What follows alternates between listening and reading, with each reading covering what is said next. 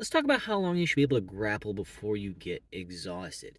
Is there a difference between recreational and competitors' gas tanks? First of all, yes, there is a difference between someone who's looking to compete and someone who is a recreational athlete. The recreational athlete, it's going to depend on their development in jiu-jitsu. If they're a brand new white belt who has never trained in their life at all, how long should you be able to grapple without getting exhausted? Maybe a minute, maybe two. You should really focus on trying to make it through the entire class, getting your body more flexible, getting your body more strong by going to jiu-jitsu class. Doing jiu-jitsu class will make you more flexible, it will make you more strong. And on top of that, when you're drilling the motions and you're learning and you're understanding, you're going to be picking up on jiu-jitsu knowledge, which will help make you better overall, in addition to making your body more capable. So for the first, let's just say 3 to 4 months, if you can grapple for like 1 or 2 minutes without getting exhausted, you get like a thumbs up for me. But as this progresses, the time you should be able to grapple without getting exhausted is going to go up and up and up. And at first, there's two factors making the time that you're able to grapple go longer. The first is how physically capable you are.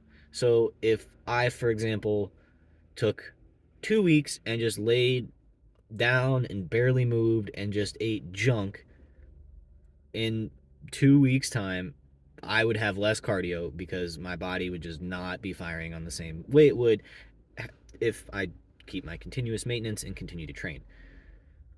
So the physical one can obviously make it go down, but let's take me, who has done that, and say another athlete, someone plays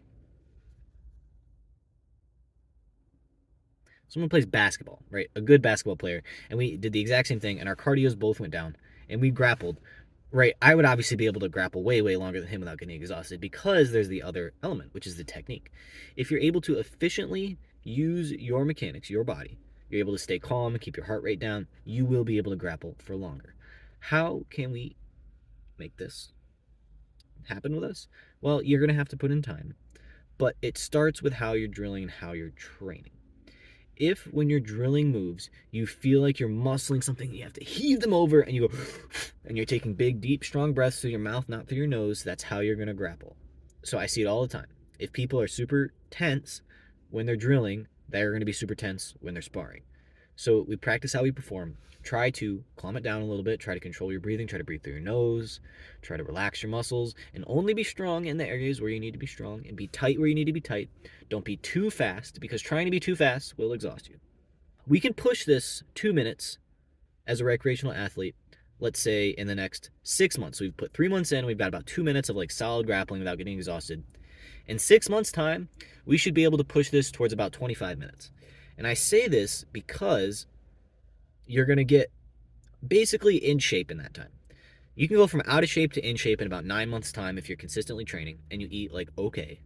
So you'll have that. You'll have like the decent-ish enough cardio. And if you are also training like consistently, no, I'm not saying in 9 months you're going to be the most insane fit athlete ever, but if you have 9 months of Brazilian Jiu-Jitsu, you will be more in shape than most people.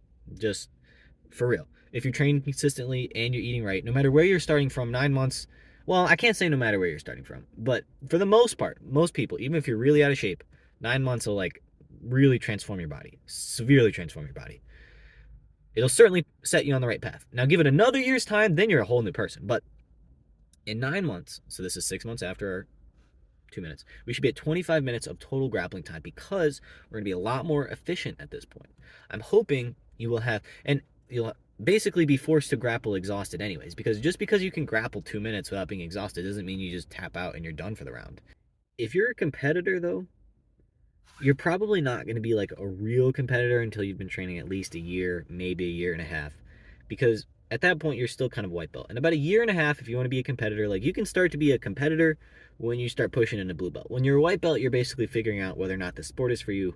When you're a blue belt, you're figuring out whether or not you want to be a competitor or a recreational athlete. And there's nothing wrong with being a recreational athlete.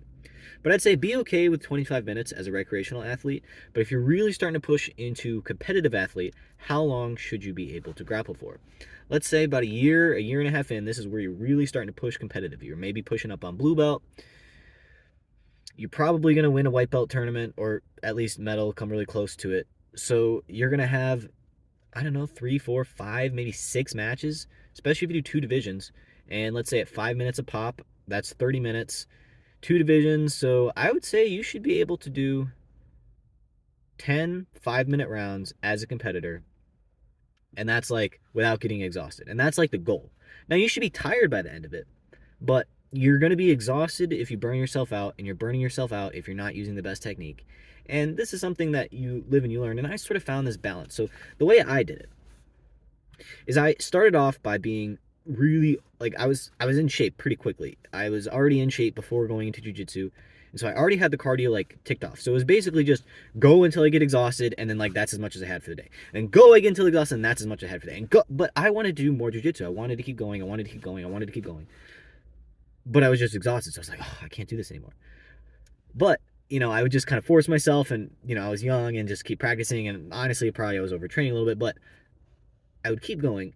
And then I would realize, oh, if I like relax in certain positions, or I just calm down and hold my breath or stay on top of them in certain positions, then I can actually do this thing for a little bit longer. So I started off maybe with about 5 minutes of grappling time without getting exhausted. And I basically just ticked on another minute, another minute, another minute by slowly adding a stack to my cardio, and then a stack to my efficiency, and a stack to my cardio, and a stack to my efficiency. But the thing is my cardio sort of like maxed out like right about here. Like my cardio now is about like maybe a little bit better than where it was like a few years ago.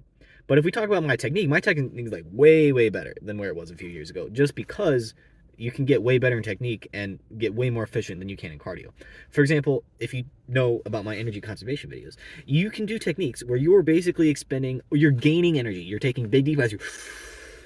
You're getting like 0.5 mana points, stamina, energy point, imaginary energy points. While they're being crushed inside, controlling, absolutely cannot breathe, and you're actually like chilling, being calm, setting up submissions.